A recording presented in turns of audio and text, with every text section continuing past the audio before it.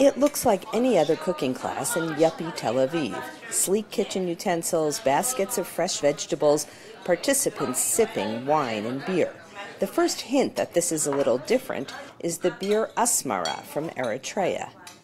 Yael Ravid, co-director of Kitchen Talks, explains how her cooking events make a special connection between Israelis and the Africans seeking refuge in their country.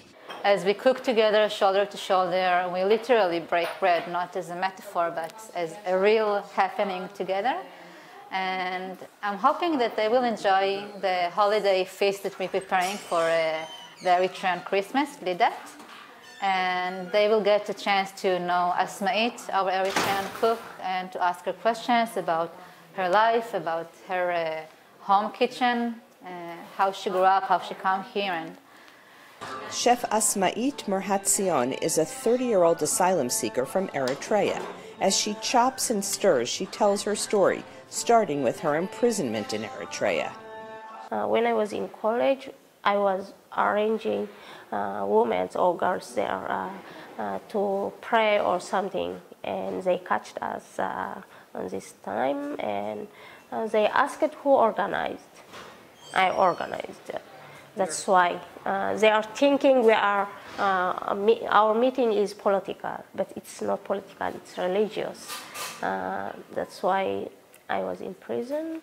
After 2 short stints in prison, she escaped to Sudan, then to Libya, hoping to make it to Europe. But after Europe closed its doors, she decided on Israel, paying smugglers to get her across the Sinai Desert. That was almost 9 years ago. Today she is married and has a young daughter. She works for the AIDS Task Force, and she is a chef with Kitchen Talks to share her love for Eritrean food and culture. Happy birthday! It's our bread, like bread in everywhere. We are using this, only we are changing the sauce.